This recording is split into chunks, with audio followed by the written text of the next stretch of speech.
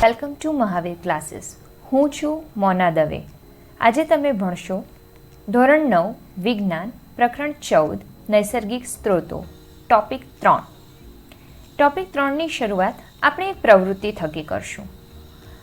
થોડીક માટી લો અને તેને પાણીથી ભરેલા બીકરમાં નાખો. બરાબર, માટી લેવાની છે અને એક બીકર કે જેમાં આપણે પાણી ભરવાનું છે અને એ માટીને તેમાં નાખવાનું છે. લીધેલી માટીના લગભગ 5 ગણું પાણી તમારે બીકરમાં લેવાનું છે. આ પ્રવૃત્તિ મિત્રો ઘરે પણ થઈ શકે તેમ છે. માટી અને પાણીને ભેગા કરવાના અને ત્યારબાદ માટીને નીચે જામવા દેવાની છે. બંને વસ્તુ આપણે ભેગી કરી દીધી છે. કેટલોક સમય પછી તેનું અવલોકન કરવાનું છે. તો જ્યારે આ પ્રક્રિયા કરવામાં આવે છે કે ભાઈ આપણે બીકર લીધું, પછી એમાં પાણી ભરી દીધું છે અને ત્યારબાદ માટી લીધી છે, એની અંદર નાખી છે, એનું મિશ્ર કર્યું અને થોડા સમય બાદ અવલોકન કર્યું. તો પહેલો પ્રશ્ન એવો થાય છે કે શું બીકરના તળિયે માટી સમાંગ છે કે સ્તરોમાં વિભાજિત છે? એટલે કે સરસ રીતે મિશ્ર થઈ ગયેલી છે, કંઈક જુદું નથી દેખાતું, કે પછી સ્તર લેયર્સ અલગ અલગ સ્તરમાં તે વિભાજિત થયેલું તમને દેખાય છે? તો તમારું અવલોકન હશે કે ભાઈ જે અલગ અલગ સ્તર કે લેયરમાં વિભાજિત થયેલું દેખાશે. બીજો જે પ્રશ્ન છે એ છે કે જો સ્તરનું નિર્માણ થયેલું હોય, જે થયેલું જ હશે, તો એક સ્તર બીજા સ્તરથી કેવી રીતે ભિન્ન છે? અલગ અલગ જો લેયર બન્યા હોય, સ્તર બન્યા હોય, તો એક સ્તર એ બીજા સ્તરથી કેવી રીતે જુદું છે? તો ત્યાં શું હશે? એના જે કણોનું કદ છે તે કેવી રીતે ભિન્ન છે? કણોના કદના આધારે તે ભિન્ન છે. બરાબર ને? મોટા કણો હોય, નાના કણો હોય. જે મોટા કણો હશે તે સૌથી નીચે તળિયે બેસી ગયા હશે, એનાથી ઓછા કદના કણો એના ઉપર, એનાથી ઓછા કદના એના ઉપર, એવી રીતે ક્રમશઃ કણો ગોઠવાયેલા હશે. ત્યાર પછીનો પ્રશ્ન છે કે શું ત્યાં પાણીની સપાટી પર કંઈક તરતું જણાય છે? પાણીની જે સપાટી હોય, ઉપલું લેયર હોય, ત્યાં કંઈક તરતું જણાય? હા, તો જે હલકા પદાર્થો હશે એ ત્યાં તરતા હશે, અથવા તો કેટલાક સૂક્ષ્મ જીવો કે સજીવો, બરાબર, સૂક્ષ્મ જીવો ત્યાં તરતા દેખાશે. નાની જીવાત હોય કે અમુક એવા કણો હોય કે જે સૂક્ષ્મ જીવો કે જેને આપણે નરી આંખે જોઈ શકતા જ નથી, એ ત્યાં હશે જ. પાણીને જ્યારે માઇક્રોસ્કોપમાં સ્લાઇડ પર લઈને માઇક્રોસ્કોપથી તેનું અવલોકન કરીશું ને, તો ત્યારે આપણને પાણીમાં રહેલા જે બધા સૂક્ષ્મ જીવો છે તે દેખાશે. કેમ કે સૂક્ષ્મ જીવનો અર્થ જ થાય છે કે આપણે તેને નરી આંખે જોઈ શકતા નથી. એના પછીનો પ્રશ્ન છે કે શું કોઈ પદાર્થ પાણીમાં ઓગળેલા હોઈ શકે ખરા? અને તમે કેવી રીતે ચકાસશો? શું મિત્રો આ પ્રક્રિયા બાદ તમને એવું લાગે છે કે કોઈક પદાર્થ એવા હશે કે જે પાણીમાં ઓગળી ગયેલા હશે? તો હા, કેટલાક પદાર્થો જેને આપણે ક્ષાર કહીએ છીએ તે પાણીમાં ઓગળેલા હશે જ. પણ તે આપણને કેવી રીતે ખબર પડે? તો કે ભાઈ એના માટે આપણે પાણીને ચાખવું પડશે, એનો ટેસ્ટ કરવો પડશે.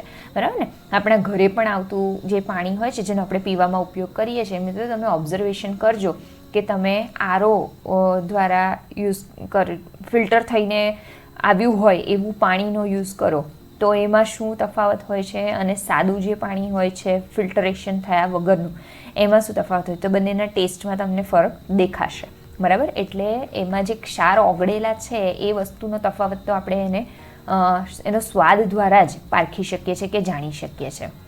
તો મિત્રો, જેમ કે તમે જોયું કે ભૂમિ એક મિશ્રણ છે.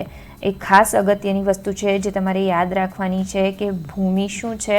તો ભૂમિ એ એક મિશ્રણ છે જેમાં વિભિન્ન આકારના નાના નાના ટુકડાઓ એ ઓગળેલા હોય છે.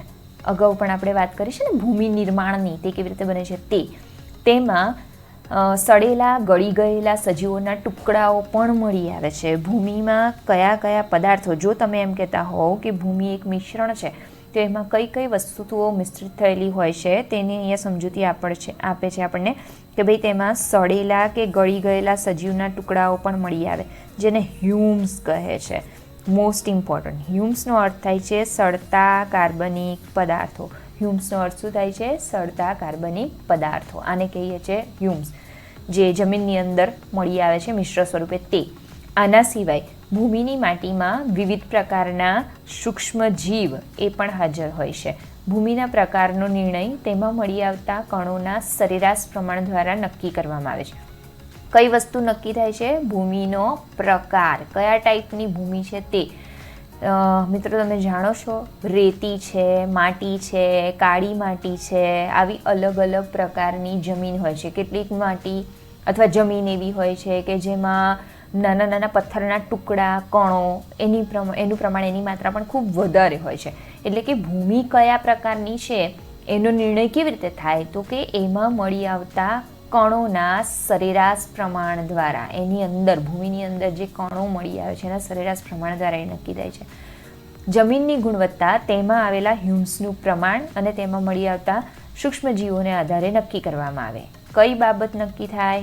જમીનની ગુણવત્તા, કેવી ક્વોલિટીની આ જમીન છે, કેટલી સારી જમીન છે, એ બધું કેવી રીતે નક્કી થશે? તો કે જમીનમાં જે હ્યુમ્સ આવેલા છે, હ્યુમ્સ એટલે સડતા કાર્બનિક પદાર્થો, એ હ્યુમ્સનું પ્રમાણ અને એમાં મળી આવતા સૂક્ષ્મ જીવો એનું પ્રમાણ કેવું છે એના આધારે જમીનની ગુણવત્તા નક્કી થાય છે. એટલે પ્રશ્ન પૂછાઈ શકે કે જમીનની ગુણવત્તા કેવી રીતે નક્કી થાય છે? તો જમીનની ગુણવત્તાને નક્કી કરવા માટેની બાબતો કઈ કઈ છે? કે જમીનમાં હ્યુમ્સનું પ્રમાણ કેટલું છે અને એમાં જે સૂક્ષ્મજીવો મળી આવે છે એ કેટલા છે. કારણ કે કેમ એનાથી નક્કી થાય? કારણ છે, કારણ કે તે ભૂમિને છિદ્રાળુ બનાવે.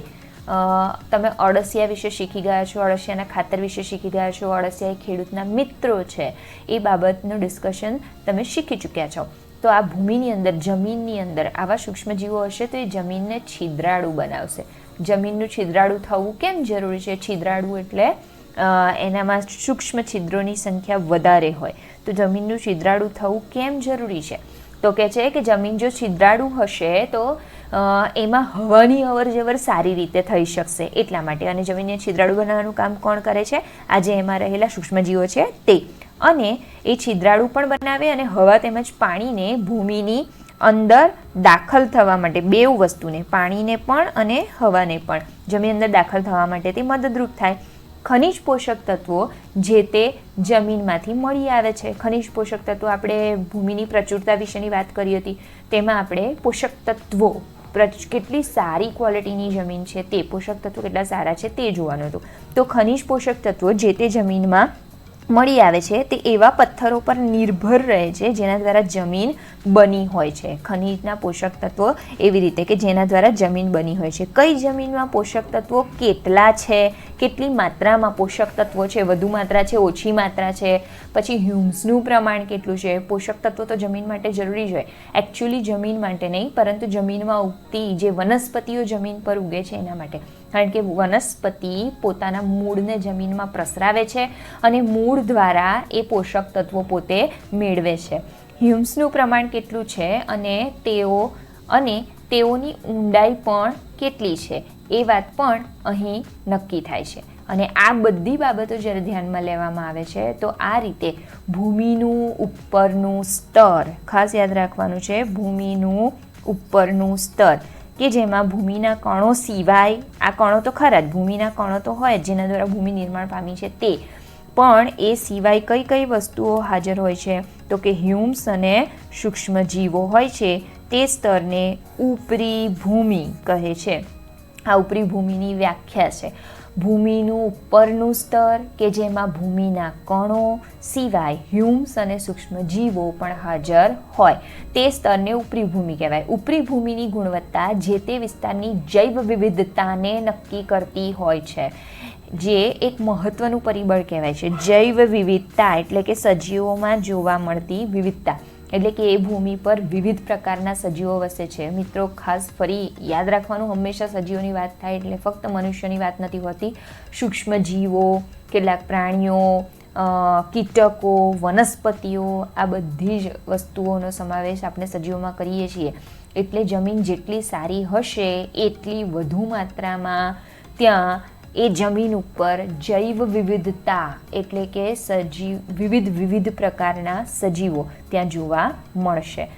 આપણે આધુનિક ખેતીની વાત કરીએ તો આધુનિક ખેતીમાં જંતુનાશકો, અગાઉ આપણે પ્રદૂષણને રિલેટેડ વાત કરી હતી ત્યારે જોયું હતું, જંતુનાશકો જે છંટકાવ કરવામાં આવે છે એના કારણે જમીન પ્રદૂષિત થતી જ હોય છે. આધુનિક ખેતીમાં જંતુનાશકો અને ખાતરો નો ખૂબ જ વધારે માત્રામાં ઉપયોગ થાય છે અને આ ખાતરો પણ પાછા કેવા રાસાયણિક ખાતરો, કૃત્રિમ ખાતરો જે માનવ નિર્મિત છે તે એનો ઉપયોગ ખૂબ જ થઈ રહ્યો છે. લાંબા સમય સુધી આવા પદાર્થોનો ઉપયોગ કરવાથી જમીનના સૂક્ષ્મજીવો નાશ પામે. જંતુનાશક એટલે શું? તો કે ઝેરી દવાઓ જે હોય છે તે, બરાબર ને. હવે ઝેરી દવા હોય, ઝેરી વસ્તુ હોય, એનાથી શું થાય? એ જમીનમાં ભળશે તો જમીનમાં રહેલા સૂક્ષ્મ જીવો, સજીવો છે એનો નાશ થશે અને જમીનની સંરચનાનો પણ નાશ થઈ જાય છે. આખી જે જમીન મૂળભૂત રીતે બનેલી છે એ જમીન હવે રહેતી નથી. હ્યુમ્સ બનાવવામાં મદદરૂપ એવા જમીનમાં આવેલા અળસિયા, અગાઉ હમણાં આપણે ચર્ચા કરી ને અળસિયા, એનો પણ નાશ થઈ જાય. જે તો ખેડૂતના મિત્રો છે કે જે જમીનની અંદર ખાતર બનાવવાનું કામ કરે છે. અળસિયા દ્વારા બનતું ખાતર, વર્મી કમ્પોસ્ટ ખાતર તમે શીખી ચૂક્યા છો. તો એ અળસિયાનો પણ નાશ થઈ જાય છે આ બાબતોના કારણે. જો ટકાઉ રીતે ખેતી ન કરવામાં આવે યોગ્ય રીતે તો ઉપજાઉ જમીન પણ જલ્દીથી પડતર થઈ જાય. જો કાળજી રાખીને કેરફુલી આ વર્ક કરવામાં નહીં આવે તો જે જમીન ઉપજાઉ છે કે જ્યાં સારી ઉપજ મળે છે, ઉપજાઉનો અર્થ થાય છે જ્યાં ખેતીનો પાક સારો ઉપજે છે તે, એ જમીન પણ બહુ જ જલ્દીથી પડતર કે પછી બિન ઉપજાઉ ભૂમિમાં પરિવર્તન પામી જાય છે. એવું હોય ને મિત્રો, તમે પણ બરાબર સરસ તૈયારી કરો તો પરીક્ષામાં સારા માર્ક આવે, પણ તૈયારી કરવાનું બંધ કરી દો તો શું થઈ જાય છે? પછી લાંબુ વચ્ચે તમને બ્રેક પડી ગયો હોય, વેકેશન પડી ગયું હોય તો ભણવાની પ્રક્રિયાથી તમે ઘણા દૂર જતા રહો તો પછી શું થશે? પરિણામ સારું જોવા મળશે નહીં. એવું અહીંયા પણ કે ઉપજાઉ જમીન છે પણ જો આવી સતત જંતુનાશકોનો કે રાસાયણિક ખાતરોનો ઉમેરો થયા જ કરશે અને ટકાઉ રીતે યોગ્ય રીતે ખેતી કરવામાં નહીં આવે તો આ જે જમીન છે જલ્દીથી પડતર બની જાય, એટલે કે પછી એ કંઈ કામ લાગતી નથી અથવા તો બિન ઉપજાઉ, એમાં પાક ઉપજતો નથી. ઉપયોગી કે જરૂરી ઘટકો જમીન પરથી દૂર થવાથી અને બીજા હાનિકારક પદાર્થો જમીનમાં ભળી જવાને લીધે કઈ ક્રિયા થાય છે? બે ક્રિયા. આમ તો સરખું જ છે. જુઓ, ઉપયોગી કે જરૂરી ઘટકો જમીનમાંથી દૂર થઈ ગયા, જેની જરૂર છે એ દૂર થયા, અને બીજું શું થયું? તો કે જે હાનિકારક ઘટકો છે જેની જરૂર નથી એ જમીનમાં ભળી ગયા છે. આના લીધે શું થાય છે? જમીનની ફળદ્રુપતા જે છે એ ઓછી થઈ જાય છે, જેથી તેના પર આવેલી જૈવ વિવિધતા નાશ પામે છે અને ભૂમિનું પ્રદૂષણ કહે છે. આ છે ભૂમિ પ્રદૂષણ, બરાબર. શું થાય? ઝેરી વસ્તુઓ વધી જાય, જમીન બિન ઉપજાઉ બની જાય, પછી જે જરૂરી ઘટક છે જમીનમાં હોવા જોઈએ, પોષક તત્વો વનસ્પતિ કે સૂક્ષ્મજીવો માટે, એ બધા ધીરે ધીરે દૂર થતા જાય અને જે બિનજરૂરી ઘટકો છે સજીવો માટેના તે બધા જમીનમાં ઉમેરાતા જાય. એટલે પછી શું થાય? એ જગ્યાએ જે સજીવો છે વિવિધ પ્રકારના, એમનામાં જે વૈવિધ્ય જમીન ઉપર સજીવોનું વૈવિધ્ય જોવા મળે છે એ પછી જોવા મળતું નથી. એટલે આ જે ઘટના ઘટે છે એને આપણે કહીએ છીએ ભૂમિનું પ્રદૂષણ. જમીન જેને આપણે આજે એક જ સ્થળ પર જોઈએ છીએ તે એક લાંબા સમયના અંતે નિર્માણ પામેલી હોય છે. ભૂમિના નિર્માણની પ્રક્રિયા એમાં જે પરિબળો ભાગ ભજવે છે અજૈવ અને જૈવ, આપણે અગાઉના લેક્ચરમાં એના વિશે ચર્ચા શીખી ગયા છે. અજૈવ પરિબળો 3 છે, સૂર્ય છે, પાણી છે અને હવા અથવા પવન છે, અને જૈવ જીવિત પરિબળની અંદર એક છે લાઇકેન. એના વિશે આપણે ચર્ચા કરી ચૂક્યા છે કે તે કેવી રીતે ભૂમિનું નિર્માણ કરે છે. તો શું કહે છે કે જમીનને આપણે આજે જે જગ્યાએ છીએ એ જગ્યાએ એક સ્થળ પર આપણે એક જે જમીન જોઈએ છે તે આમ જ નથી બની ગઈ. એ કેવી રીતે બની છે? એક લાંબા સમયના અંતે તે નિર્માણ પામી છે. પણ જો કેટલીક ભૂમિને એક સ્થાન પર નિર્માણ કરવા માટે કેટલાક પરિબળો તેને કોઈ બીજા સ્થાન પર સ્થળાંતરિત કરવા માટે જવાબદાર હોય. એટલે શું કહે છે? કેટલાક પરિબળ એવા છે કે જે ભૂમિને એક સ્થાન પર નિર્માણ કરે છે, ભૂમિનું નિર્માણ કરે છે, અને કેટલાક પરિબળો એવા છે કે જે એ ભૂમિને એક સ્થાનથી બીજા સ્થાન પર સ્થળાંતરિત કરે છે, એના માટે તે જવાબદાર છે. તમને યાદ હશે જ્યારે જૈવિક અને અજૈવિક પરિબળો વિશે વાત કરી ત્યારે અજૈવ પરિબળોમાં આપણે જોયું હતું કે પાણી અને પવન તે પોતાની સાથે આ જે ભૂમિના કણો છે એને ઢસડીને એક સ્થાનેથી બીજા સ્થાને લઈ જાય છે. તો એ નિર્માણ તો કરે જ છે પણ સ્થળાંતરિત કરવામાં પણ પોતે ભાગ ભજવે છે. તો જમીનના નાના કણો પવન દ્વારા, આ જમીનના જે નાના નાના કણો છે આ આવે છે જુઓ પવન દ્વારા કે પછી પાણી દ્વારા વહન પામીને સ્થળાંતરિત થઈ જાય છે. ભૂમિના બધા જ કણોનું સ્થળાંતરણ થઈ જવાને પરિણામે કઠણ કે મજબૂત પથ્થર એ બહાર આવે. જેટલા કણો ઘસાઈને આગળ જતા જશે ને, ઢસડાઈને આગળ જશે, પવન કે પાણી સાથે વહીને આગળ જશે, એ વસ્તુ શું છે, ધૂળ, માટી, રેતી, એ બધા જે રચકણો છે એ બધા વહીને જતા રહે. જો ધીરે ધીરે એ બધા એક સ્થાનેથી બીજા સ્થાને પવન કે પાણી દ્વારા વહીને પોતે એ સ્થાન છોડીને બીજા સ્થાને જતા રહેશે, તો એમણે જે સ્થાન છોડી દીધું છે એ સ્થાને શું જોવા મળશે, તો કે એ સ્થાને પહેલું લેયર, ઉપરી સ્તર ખસી ગયું છે. માટે આપણને એ સ્થાને જોવા મળશે કઠણ કે મજબૂત પથ્થર, એ વસ્તુ જોવા મળશે. તો આ પ્રક્રિયામાં એક મહત્વના સ્ત્રોતનું નુકસાન થાય છે. કેવી રીતે નુકસાન થાય છે, તો જુઓ, કારણ કે પથ્થર પર વનસ્પતિ ઉગવાની પ્રક્રિયા નહિવત થાય છે. લાઇકેન જેવી વનસ્પતિ પથ્થર પર ઉગી શકે છે, ત્યાં એ પોતે નિર્માણ પામી શકે છે.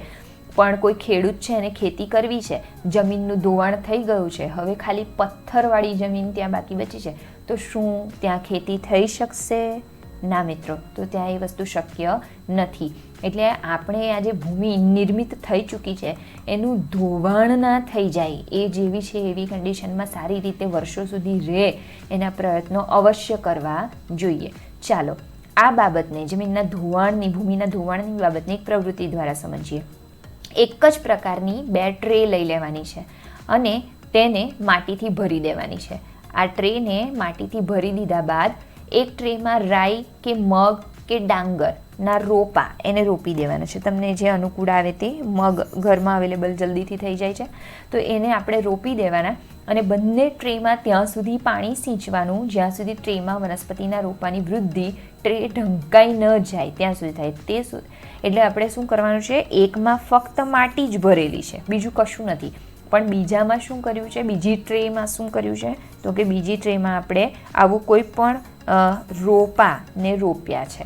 બરાબર. હવે એવું નક્કી કરી લેવાનું, એ સુનિશ્ચિત કરો કે બંને ટ્રે એક જ ખૂણે વળેલી હોય, એટલે કે એના એંગલ એક સરખા રાખવાના. ટ્રેને ઢળતી રાખવાની છે પણ એક સરખી રીતે, એક સરખા એંગલ પર, ખૂણા પર. બંને ટ્રેમાં સરખા પ્રમાણમાં પાણી એ રીતે સિંચો કે પાણી બહારની તરફ નીકળી જવું જોઈએ. બંને ટ્રેને સારી રીતે પાણી સિંચવાનું છે, પણ તમે આગળ કીધું એ મુજબ ટ્રે ઢળતી રાખી હશે એટલે શું થશે, તમે જે પાણી આપશો ટ્રેને, એ પાણી ટ્રેમાંથી વહીને ઢળતી હોવાના કારણે બહાર નીકળી જશે. ટ્રેની બહાર નીકળી માટીના પ્રમાણનો અભ્યાસ કરો. જે પાણી નીકળે છે ટ્રેની બહાર, જે માટી નીકળે છે, હવે તમારે એનો અભ્યાસ કરવાનો છે. આ રહ્યું, ટ્રેની બહાર નીકળતી માટીના પ્રમાણનો અભ્યાસ કરવાનો છે. તો શું આ પ્રમાણ બંને ટ્રેમાં સરખું છે? પ્રશ્નાર્થ ચિહ્ન. આપણને પ્રશ્ન પૂછ્યો છે ભાઈ કે આ જે તમે ટ્રે બંને સરખા એંગલ પર રાખી છે, પાણી સરખું આપો છો, તો બંને ટ્રેમાં સરખા પ્રમાણમાં માટીનું પ્રમાણ સરખું છે, બહાર નીકળતી માટીનું પ્રમાણ? તો એનો જવાબ હશે ના, બંનેમાં સરખું નથી. કઈ જગ્યાએ માટી વધારે બહાર નીકળેલી જોવા મળશે, કઈ ટ્રેમાંથી? તો કે જેમાં એકલી માટી છે ત્યાં. જ્યાં રોપા રોપ્યા છે એ ટ્રેમાંથી ઓછી માત્રામાં માટી બહાર નીકળેલી હશે. હવે કેટલીક અથવા તો થોડીક ઊંચાઈથી બંને ટ્રેમાં સરખા પ્રમાણમાં પાણી સિંચવાનું છે. જેટલું પાણી પહેલાં સિંચ્યું હતું તેટલા જ પ્રમાણમાં પાણી 3 થી 4 વખત નાખો. આ પ્રક્રિયા કરો તો શું થશે? હવે જમીનના પ્રમાણનો અભ્યાસ કરો. પાણી આવી રીતે નાખ્યું અમુક ઊંચાઈથી બંને ટ્રેની અંદર, અને પછી એમ કહે છે કે તમારે જમીનના પ્રમાણનો અભ્યાસ કરવાનો.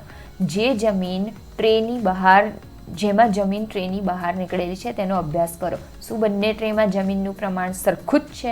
કેમ કે ટ્રે ઢળતી છે એટલે જે અંદર રહેલી માટી છે એ તો નીચે આવવાની જ છે, બહાર આવવાની જ છે, બહાર નીકળવાની જ છે.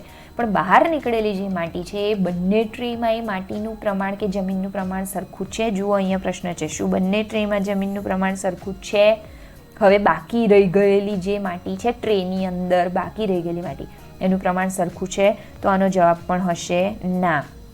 ક્યાં વધારે માત્રામાં માટી ટ્રેમાં હજુ હાજર હશે? તો કે છે જ્યાં રોપા રોપ્યા છે, રોપા, એ રોપાવાળી ટ્રે જ્યાં છે ત્યાં ટ્રેમાં માટી વધુ માત્રામાં હાજર હશે. બરાબર છે. રોપા રોપ્યા છે એ ટ્રેમાં માટી વધારે માત્રામાં હાજર રહેશે. શું જમીનનું ધોવાણ પહેલાં કરતાં વધારે કે ઓછું છે કે સમાન માત્રામાં જ છે? તો હવે શું પ્રશ્નના જવાબમાં આપણે કહીશું તો કે ભાઈ જમીનનું ધોવાણ જ્યાં રોપા રોપેલા છે એ જગ્યાએ ધોવાણ ઓછું થાય છે અને જ્યાં રોપા રોપ્યા નથી ત્યાં ધોવાણ વધારે થાય છે. અને પહેલાં કરતાં વધારે કે ઓછી કે સમાન માત્રામાં? તો સમાન માત્રા તો નથી જ. પહેલાં જે જમીનમાં રોપા નહોતા રોપ્યા ત્યારે તો સરખી રીતે બેઉ જમીનનું બધું ધોવાણ થતું, પણ રોપા રોપવાના કારણે ધોવાણ થતું ઘટ્યું છે. બરાબર. તો આ પ્રેક્ટિકલ આપણે ચર્ચા કરી. તો વનસ્પતિના આના દ્વારા આપણે એવું સાબિત કરી શકીએ કે વનસ્પતિ ઉગાડવામાં આવે તો જમીનનું ધોવાણ ઘટાડી શકાય છે. હવે વનસ્પતિના મૂળ જમીનના ક્ષરણ કે ધોવાણ અથવા એને રોકવામાં મહત્ત્વની ભૂમિકા ભજવે છે. તો મિત્રો પહેલા પ્રશ્ન એવો થાય કે આ ક્ષરણ થવું એટલે શું? તો ભૂમિનું ક્ષરણ એટલે કે તીવ્ર પવન આવતો હોય ને, બહુ જોરથી ફૂંકાતો હોય એવો પવન કે ખૂબ જ ઝડપથી ગતિ કરીને આવતું પાણી, એની સાથે સાથે જમીનના ભૂમિના જે કણો છે એ બધા વહી જાય છે, એને આપણે કહીએ છીએ જમીનનું કે ભૂમિનું ક્ષરણ.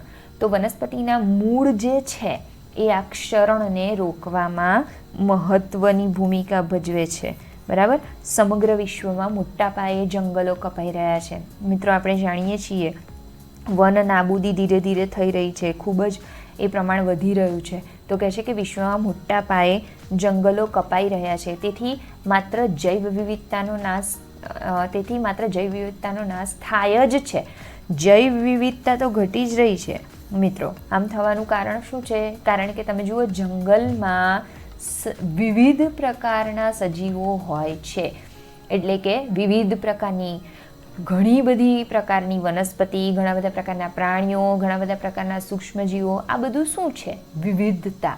બધા સજીવો છે એટલે જૈવ વિવિધતા. તો જંગલ જો કાપી નાખવામાં આવે તો આ અંદર રહેલી જેટલી જૈવ વિવિધતા છે એ બધાનો નાશ થાય.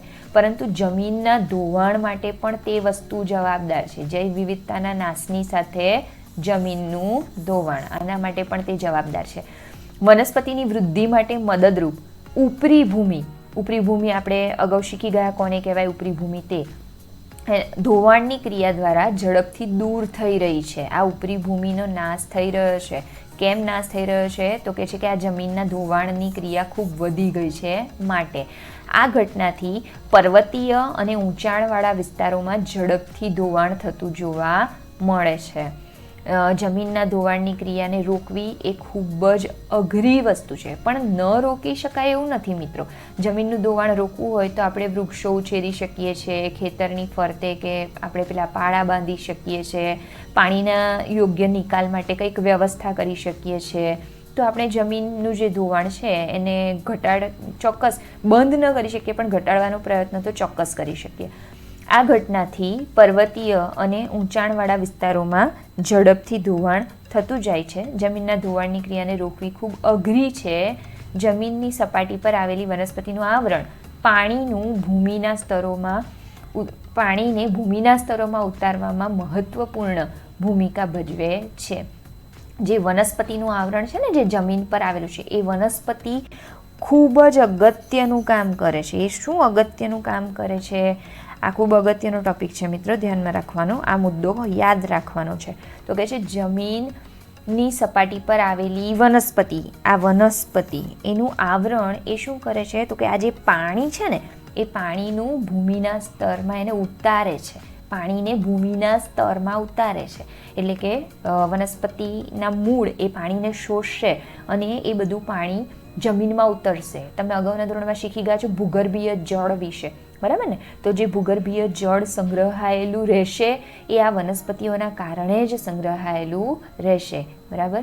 તો આજે આપણે આ જે ભૂમિ વિશેની ચર્ચા કરી છે તેને રિલેટેડ તમારું હોમવર્ક છે જે તમારે પૂર્ણ કરવાનું છે. ભૂમિનું ક્ષરણ એટલે શું? ક્ષરણને રોકવાને ઓછું કરવા માટે આપણે કઈ કઈ રીતો અપનાવી શકીએ છીએ. નવા ટૉપિક સાથે નવા વિડીયોમાં ફરી મળીશું.